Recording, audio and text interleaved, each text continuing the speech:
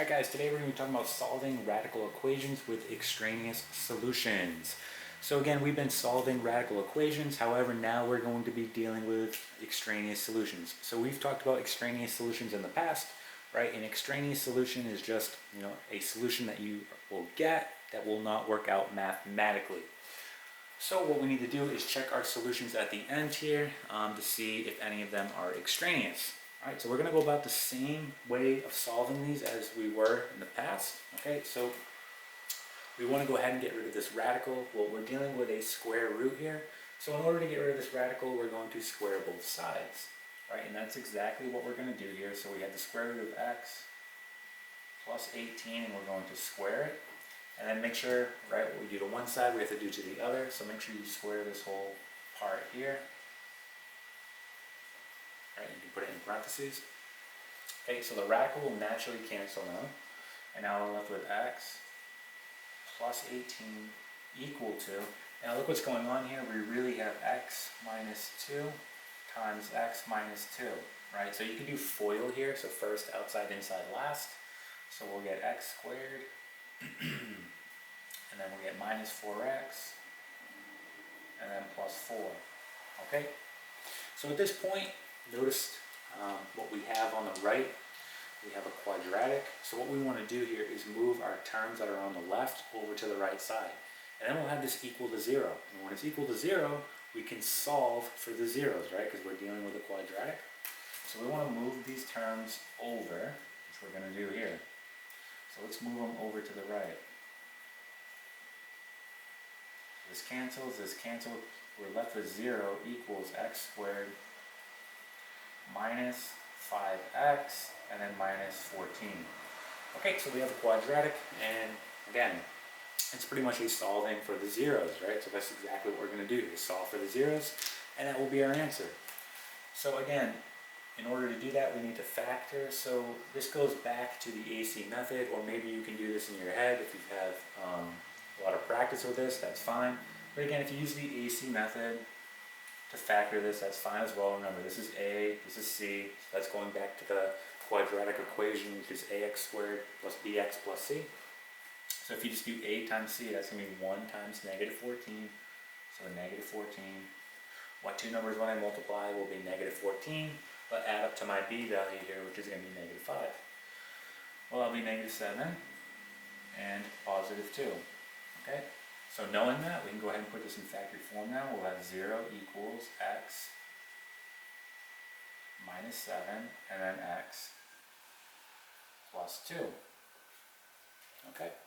Take each one of your factors now. Set them equal to 0, so x plus 7 equal to 0 and x, oops, that should be minus, and x plus 2 equal to 0.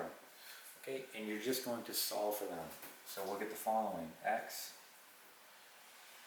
equals 7 and x equals negative 2. Okay, so our job now is to check for extraneous solutions, meaning we're going to take what we got, our solutions here, and plug them back into the original to make sure they check out, right? So that's exactly what we're going to do here. So I'm going to go ahead and erase this work. Right, we have our two solutions. Now we need to check for extraneous solutions. So there they are on the right. Let's start with negative 2, and let's go ahead and plug it in here.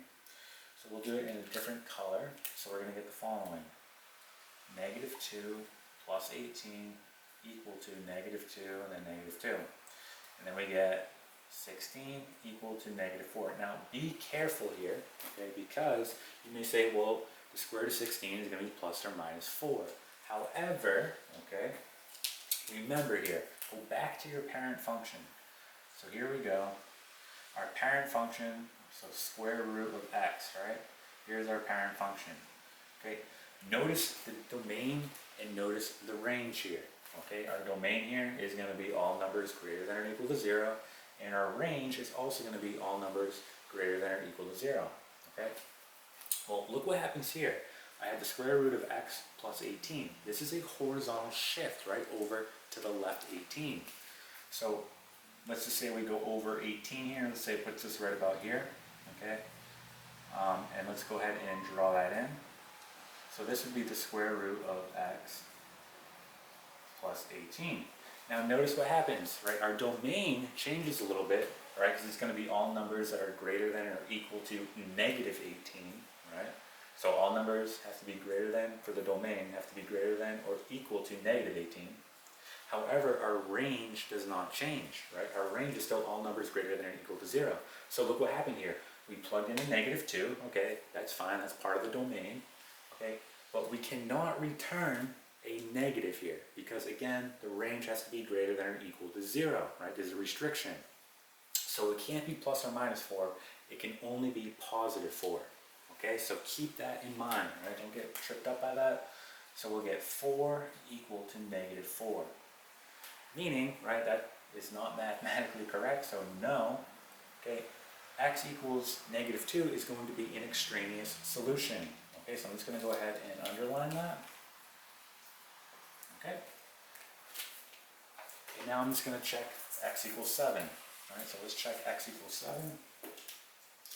So let's go ahead and do this. So we're going to get 7 plus 18 equal to 7 minus 2. Alright, then we get square root of 25 equal to 5. Okay, again, it's not plus or minus here, it's only going to be positive, again, because the range has to be greater than or equal to 0. Alright, so we're going to get 5. My marker's dying. We're going to get 5 equal to 5, and that checks out. So, our final answer here is going to be x equals 7. Okay, so we can go ahead and circle that, because that worked out. And x equals 2 is going to be extraneous. Okay, and that's it.